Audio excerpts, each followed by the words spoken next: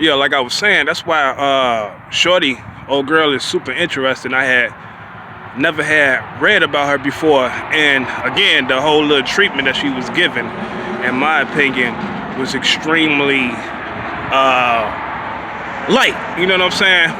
But anyway, she went to Richmond, and then like the next year after that, she became like a well, when she went to Richmond, of course, she met Jefferson Davis in person. Not sure if that was her first time ever meeting him, but based on what I read, you know, he reassured her again, thanked her for her efforts, etc. Of course, you know, calling her a patriot for the Confederacy, etc., and things like that. But see, her story, in my opinion, gets even more interesting because the following year in 1863, excuse me, I got to break. The following year in 1863, she became an ambassador. So that would be contemporary with Charles Francis Adams, John Quincy Adams' son. But I'm going to hold off on that portion of her story because I'm going to speak about her a little bit more as I go along, all the way up until her death. But I'm going to pause on her for a second and go back to Benjamin Franklin Butler. So then going back to November, well, like I said, August, he, he was successful in his campaign in North Carolina with those two forts, Fort Hatteras and Fort St. Philip or whatnot. And then after that, his next mission, which was supposed to have been like an expedition, that occurred in November. And that's when he was sent to the state of Louisiana. Now, as far as this portion of his, I guess you could say Civil War endeavors or whatever, they didn't speak too much as far as like what went on. But to me, it's obvious that, you know, he didn't take the state back or even a portion of it and put it back in the Union, because Louisiana wasn't taken over until, well, let me see. I know like after November, his next campaign the next month, which was in December, was at Ship Island. Now that's supposed to be like south of Mississippi, I believe. And if my memory serves me correctly, see all these cars and shit, so I gotta bring the phone closer.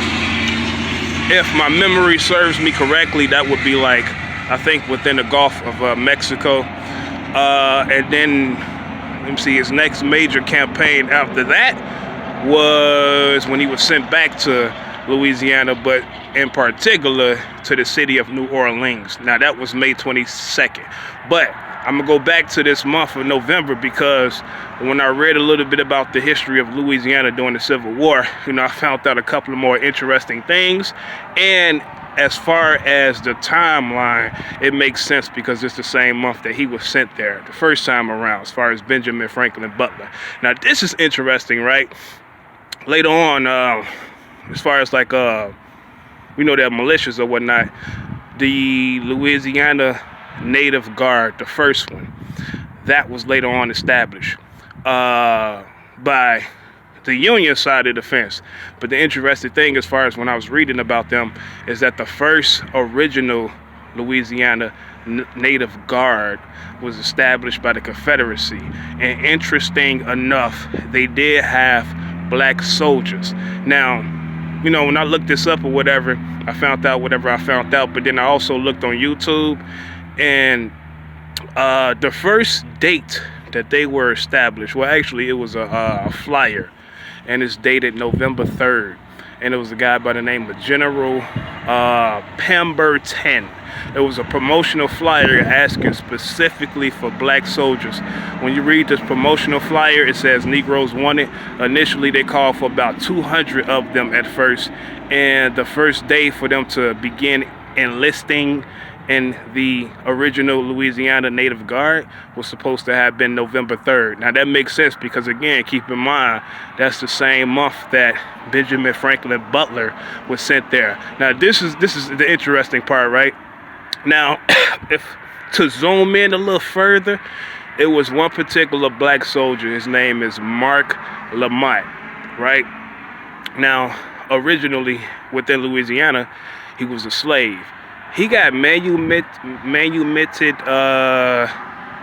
shoot, I think like about 20 years before this, about 20 years, I think it was 1840, sometime in August of 1840.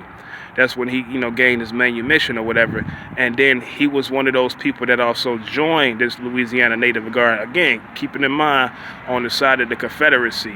Now, overall, as far as their numbers, before I continue with this, I think it was about like, because I read two different sources on this.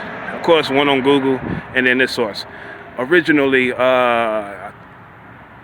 it was about 1,500. On Google, it's a little bit over 1,000. Now, no, I think the book mentions it too, but like some of the information when I was researching this, I go in the index of the book just to find out a little bit more information, and then it would send me further along to other pages in the book, and I would gain additional information. But essentially speaking, at the most, it was supposed to have been like 1,500 of them all together, and about 34 to 37, I think it's 37 officers.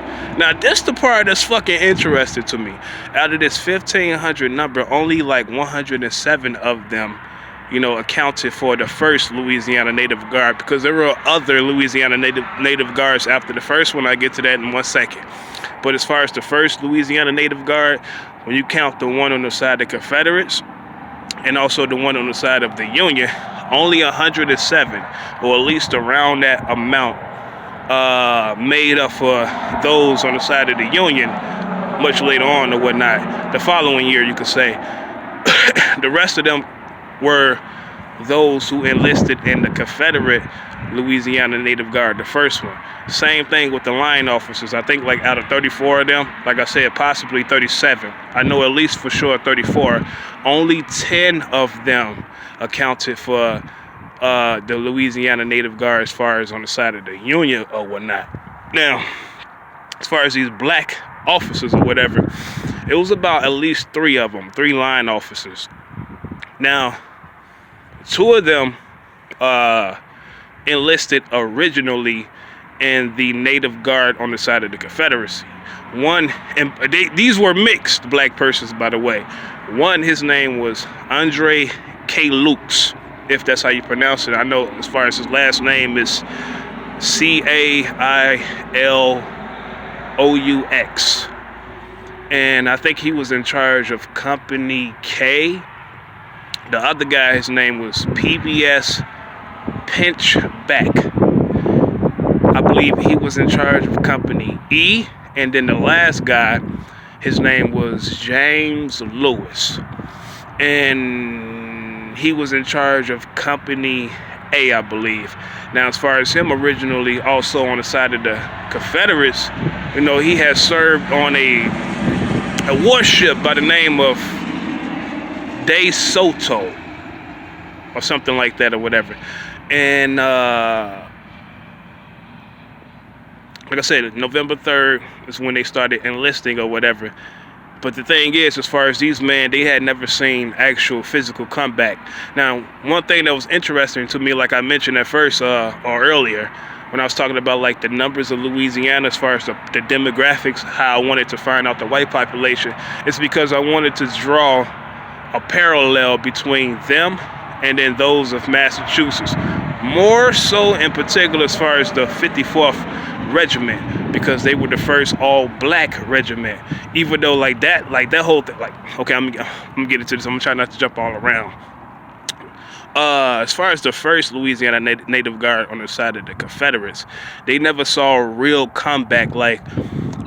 Based on what I read, they were basically just doing the same thing that other fugitive slaves, or really you could say like those slaves that were considered contraband once the Civil War had started, they basically did the same fucking work as them, just building forts and stuff like that. But see, the thing is that what came off notable to me about the black soldiers in particular of the original Louisiana Native Guard is that what they had put out in the newspaper later on. The guy, as far as Mark Lamont, they were like, yeah, we're going to serve our, they basically saying they're going to serve their country, but in reference to the Confederacy or whatnot. And all of these guys that served obviously was not fucking, they depending on where you lived at the time, but just for the sake of argument, they wasn't like mulattoes or just light-skinned persons or mixed people. You know what I'm saying? A lot of these people were just regular black folk. But as far as this newspaper article, they were saying like, we're going to serve honorably, and we looking forward to come back, and if our country calls on us for that, we'll be ready for that. It just, like, when I was reading about this, I kept thinking like I was trying to put myself in this, not put myself, but trying to like look at it from their psychological lens, because like I mentioned, as far as the Secretary of War on the side of the Confederacy, the guy Mr. Seddon,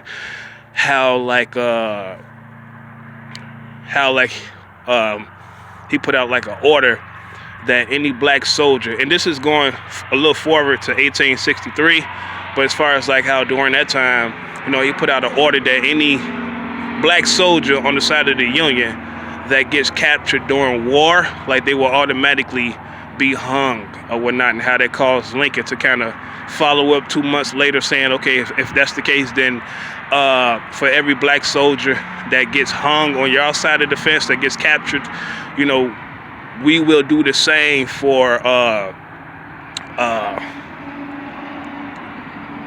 we will basically take on the same actions, because catching a soldier regardless of color and hanging them automatically was considered like a violation of war. Then he also mentioned how like some of them would be kind of like, as far as the white Confederate soldiers, when they are captured, they would be put in hard labor and shit like that. Now, considering that, and then going back to chapter 1, and I really don't have to, but just for reference purposes, just to make it clear, going back to chapter 1, as far as Harper Williams and their whole premise as far as the South, why they fought, you know, aside from the financial reasons or whatever, but as far as like their whole hardcore perspective on blacks or whatnot, and how they felt like slavery was a part of the Negroes, like it was natural for black people to participate in slavery, and at the worst it would be something that would benefit them, you know what I'm saying, like how we were supposedly natural brutes and shit like that. Now, thinking about this guy who got his manumission, even though he's from Louisiana, I'm still looking at that shit from like the context of it, and I'm trying to understand, like, okay, I'm gonna mention Vincent Ogay, you know, just to make it clear. Again, I mentioned him doing my blog on John Quincy Adams biography, and this guy had came up in the book, and you know, he was talking about like how, as far as like within Haiti or whatnot, he wasn't fighting for the freedom of black folks or to liberate slavery. And he was saying like, if you you know, like if people such as himself, like mulattoes or whatnot, if they gained their freedom and had the same rights as white folks and was able to vote, how that will also make the institution of slavery even stronger. You know what I'm saying? So I'm looking at this guy, Mark Lamont, and especially these other soldiers that spoke in these newspapers, and I'm trying to understand like their psychology. Like, I just thought it was so fucking interesting, and I don't want to use the term Uncle Tom. I'm trying to make it even more clear, but I'm just trying to understand like what would give you the motivation to, like, even a Haywood Shepherd, for example. You know, I mentioned him in the first chapter as well, but at least that took place in Virginia. You know what I'm saying? As far as in Harper's Ferry. When I'm thinking about Louisiana, and then especially this time period with the Confederacy, I'm trying to think like what made these men kind of boldly put out some shit like that when black people were treated, especially on that side of the fence, how they were so, and relegation is, to me, is a euphemistic term. It was just something that's interesting for me to think about. Anyway, as far as that occurred, so that's in November. In April is when the Union took over Louisiana, because as far as this flyer, they called for people from eastern Louisiana as well as Mississippi. Now, as far as in April, months later, the following year, the first Louisiana Native Guard ended exactly on the 25th of that month. That's the same time when the Navy took over. This guy named Admiral David Farragut. You know, he had took Louisiana on that same day, I believe the 25th or whatever. And then the month following that, May the 22nd is when Benjamin Franklin Butler and his army of the Gulf, as they were called, and I think they consisted of like 12,000 men. That's when he was sent there to Louisiana or whatnot. And later on that year, exactly September 27th, all right, is when he established the first Louisiana Native Guard. But again, the ones or the faction under the Union, let's put it like that. And based on what I read, many of the blacks that joined the original Louisiana Native Guard had joined this faction. And later on, they actually seen comeback. But as far as like the chronological order of this, September 27th is when Benjamin Franklin Butler started this, and they began training in October. But people enlisting in this Louisiana Native Guard, as far as like the number of blacks that enlisted, it became so great that they had to establish a second one in November, and that one was called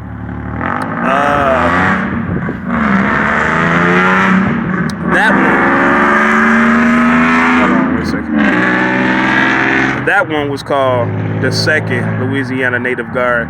And then, like I said, the numerical value continued to increase so much that they had to establish a third one the following month in December. Now, as far as the first Louisiana Native Guard, I think in November, if my memory serves me correctly, is when this guy named Spencer Stafford was placed as the head of them. And he was picked by Benjamin Franklin Butler. Now, this same guy, Spencer Stafford, when the Union took over Louisiana, he was made like the military governor at first or whatnot. Now, another guy, he's interesting. I'm gonna bring him up again because I'm gonna have to go back to keep the chronology, but I'm just speaking specifically on Louisiana. His name is Nathaniel Banks. Now, he was brought in, if not December, November. He was brought in around this time, and he was put in charge, like Benjamin Franklin Butler had got replaced with this guy Nathaniel Banks. And when Nathaniel Banks replaced Benjamin Franklin Butler as the head of the Army of the Gulf, and he had even more men, I think like 20 to 30,000 plus men instead of 12,000 at this point. But this guy was also noted as a racist as well. He tried to like get rid of all the black officers. He was only successful in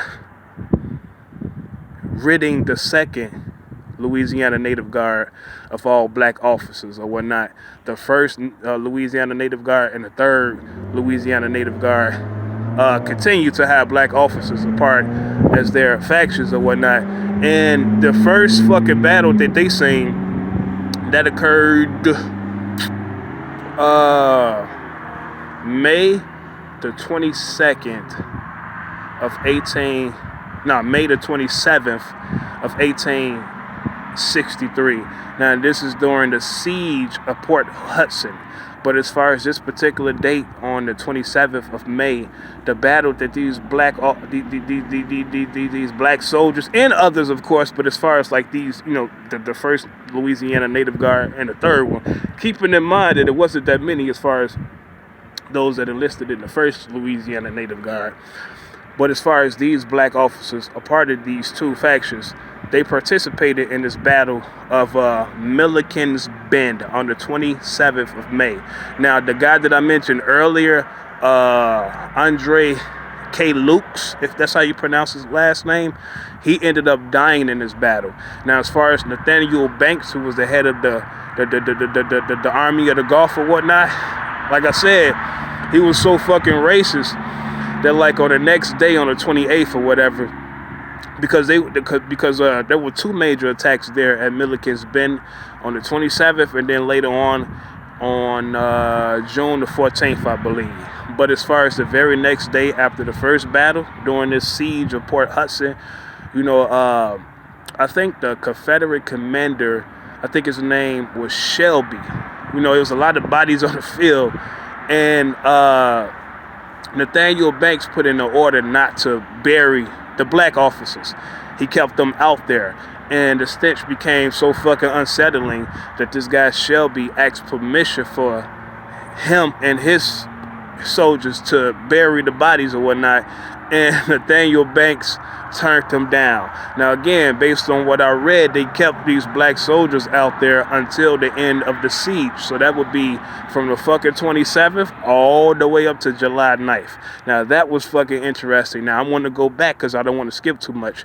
Now again, as far as between this time, like the December and then May 22nd, the next major battle that happened or occurrence based on the chapter itself after Ship Island, which was in December, was in February. Now, I forgot to note this. As far as the first battle of Manassas, after that occurred, as far as, you know, these particular soldiers getting promoted, such as Joe Johnston, Beauregard, etc.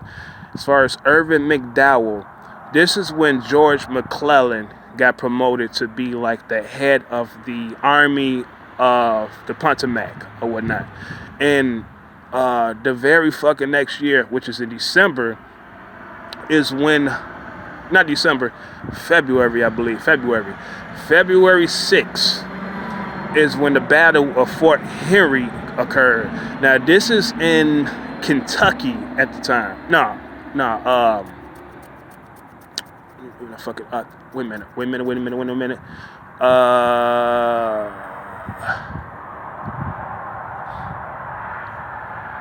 Was it Kentucky or Tennessee? Tennessee, I believe. Yeah, I think, in Tennessee. This occurred in Tennessee. The Battle of Fort Henry.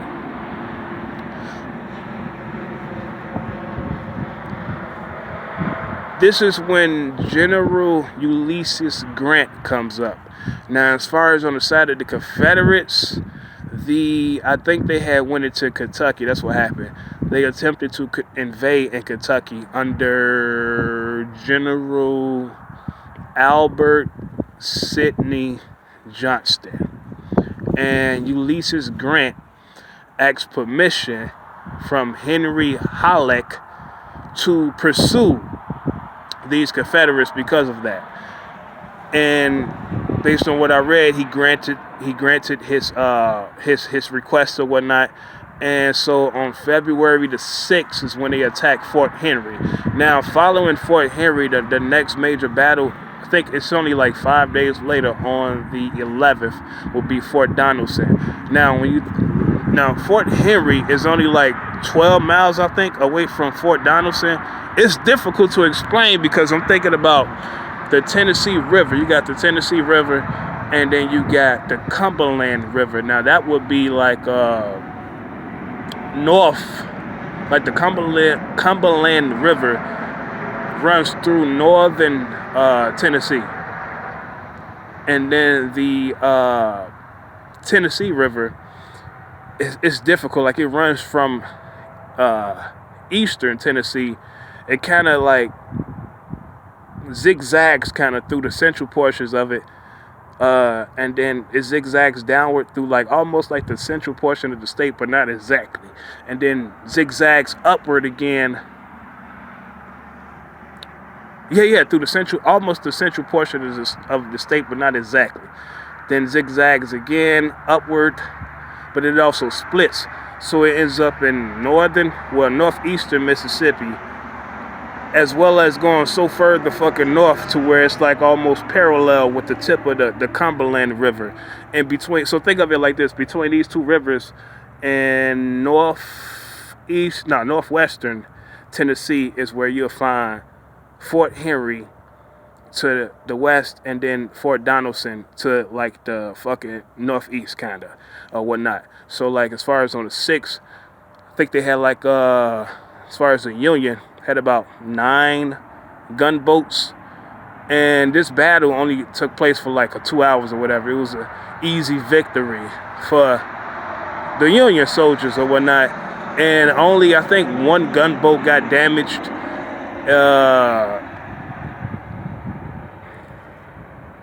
Yeah, I think they took out like one gunboat, gunboat, and then fucking defeated them.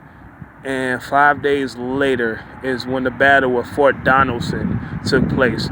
And during this battle, it was supposedly extremely bloody. It was a little bit more difficult for the Union to overtake these Confederate soldiers because as far as like the first battle of Fort Henry, you know, the Confederate commander, like I say, Albert Sidney Johnston, after that battle, when the Union pursued Fort Donaldson, he took the remaining faction. I think he had like 17,000 men, and he linked up with Simon Bolivar Buckner.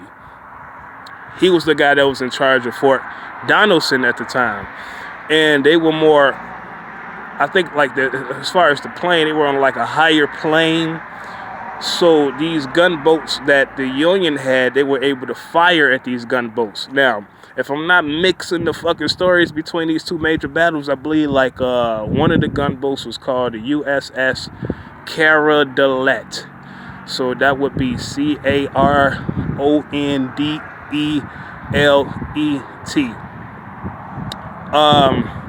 One of the guys that kind of like later on, as far as the historical note, he was describing what had took place on this gunboat. How like the cannons was ripping through the man, like two men. I think he said like two men had got split in half, and then another guy's head got knocked off, and everybody on deck, like it was bloody, ripped up bodies everywhere. They had to put sand on the deck or whatnot, step over the man to continue to fight or whatnot. But the shit lasted for 5 days.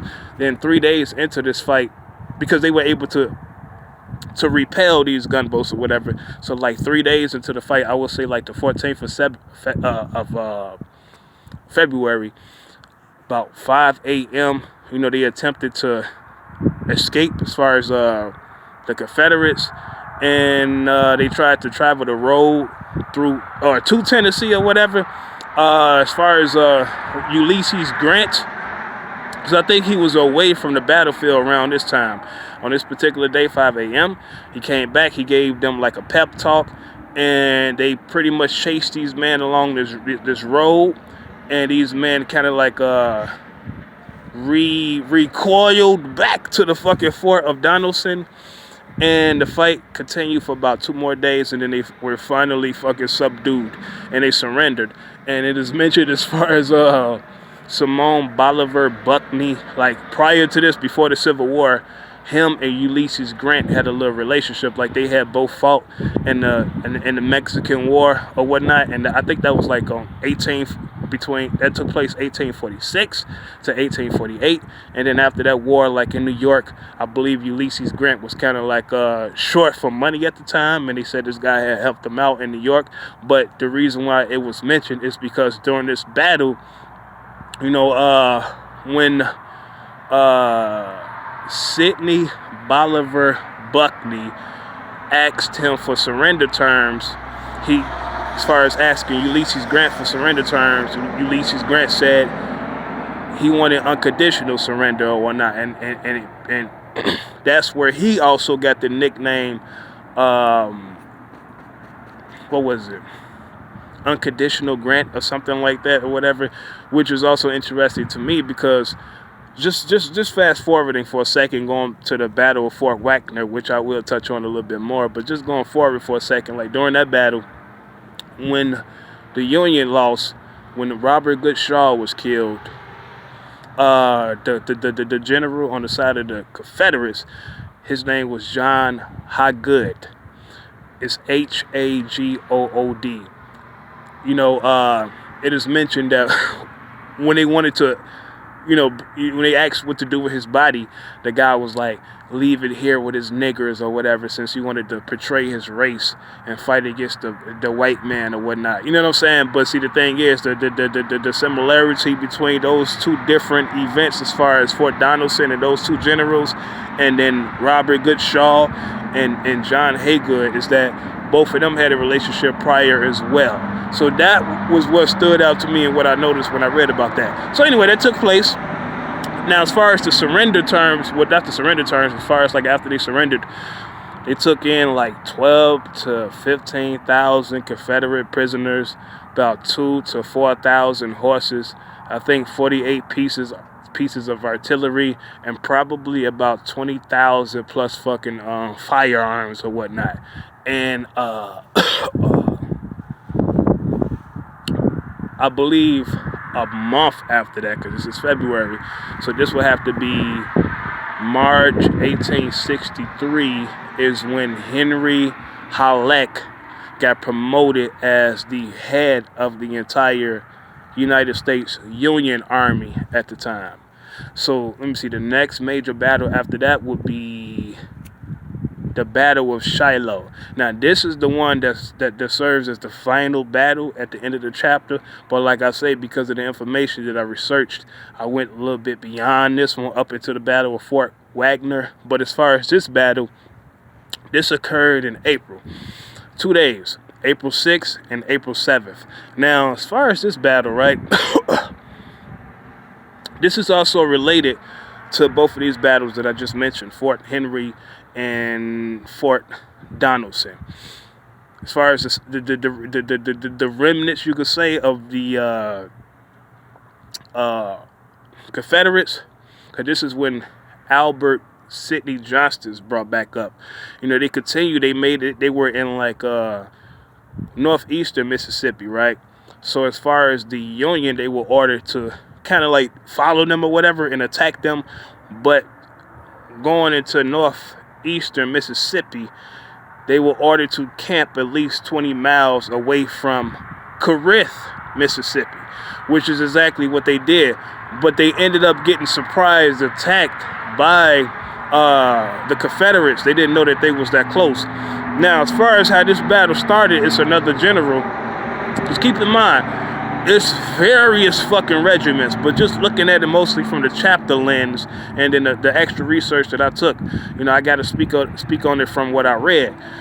Aside from various regiments, because let me mention this ahead of time. As far as like the outcome of the battle, I think the Union lost about 16,000 men. No, I'm tripping. No, they did.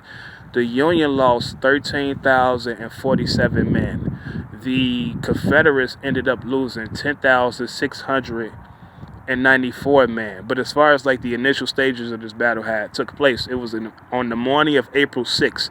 Now, it is spoken about through the lens of a guy named William Tecumseh Sherman. General William Tecumseh Sherman. There was an excerpt or extract of his diary writings. During the early morning, he was just kind of like marching along his lines or whatever, and then one of the guys ended up getting shot, and he looked down, like the bullet came from through past the bush or whatever. He looked down the ravine, and then he seen a whole bunch of fucking Confederate soldiers. As far as like the brunt of these Confederate soldiers that attacked them, it was the 6th Mississippi Volunteer Regiment, and it was about like 4